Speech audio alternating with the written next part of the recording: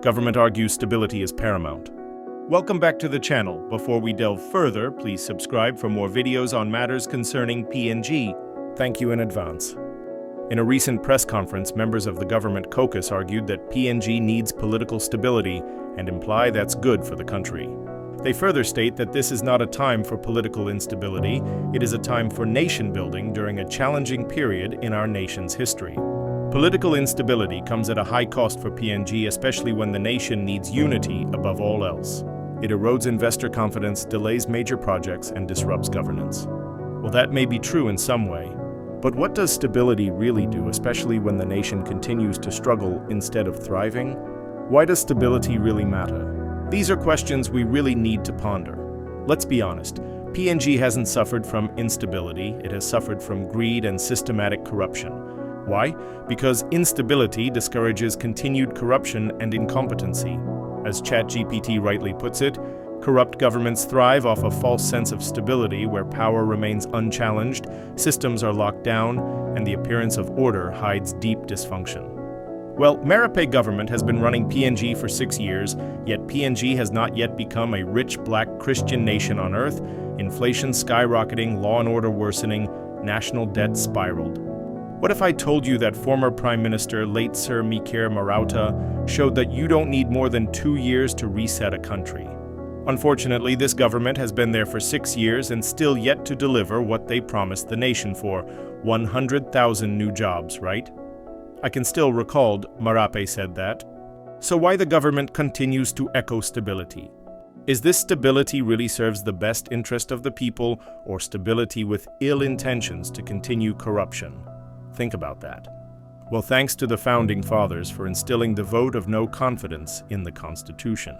The vote of no confidence is a key and vital feature of the Constitution that scrutinizes the executive arm of the government under the Prime Minister.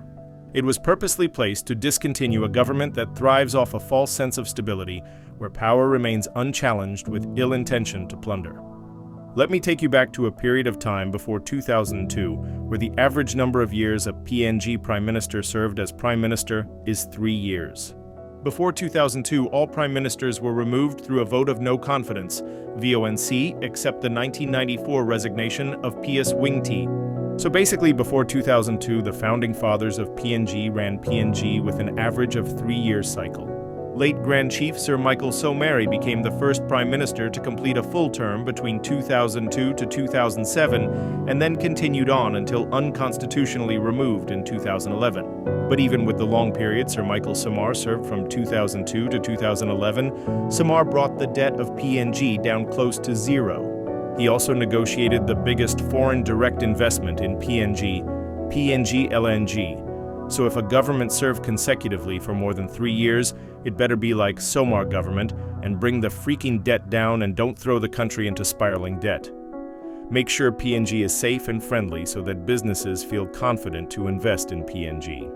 PNG Founding Fathers only got 3 years, and they never played petty politics when the vote of no confidence is moved against them, nor did they use their powers to shield themselves from the VONC. They gracefully vacate the Prime Minister's seat with pride and dignity.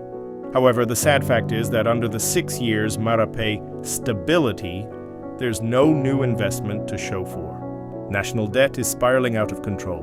Unemployment rate tend to be higher in urban areas as people migrate from rural areas in search for better opportunities. Law and order worsen, inflation skyrocketing, inflicting pain on ordinary citizens, while MPs continues to enjoy in the luxury of their comforts. So how many more years this Marape regime needs? Think about that. The vote of no confidence should be moved against a Prime Minister as many times as the people don't have confidence in him. The vote of no confidence, VONC, was inserted in the Constitution so that whenever there is a lack of confidence in the Prime Minister, he should be replaced. It doesn't matter if that takes 10 attempts. Defeating a VONC in PNG doesn't mean the Prime Minister should have the confidence of MPs. Paid allegiance are not real expression of confidence as in PNG politics. The vote of no confidence disrupts irresponsible and corrupt leaders from further plundering PNG. The intention behind the vote of no confidence is actually good. Leaders become tyrants if they are not kept in check, and this is what the VONC is meant for, to discontinue a government that thrives off a false sense of stability and rides on the wings of corruption. Leaders must not try to use unconstitutional means to amend the constitution and insulate themselves. That's irresponsible leadership. Countries progress by promoting good governance, cracking down on corruption, ensuring competent leadership, and demanding accountability.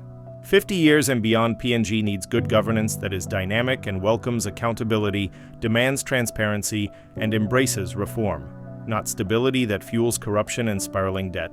By the way, what do you think about this Marape government's stability? Do you think it's genuine and in the best interest of ordinary citizens? Or to maintain the status quo to keep plundering, misusing public funds, and mismanaging the country's future without consequences? Drop your thoughts in the comment section, and don't forget to like, subscribe, and share for all to see. See you in the next video.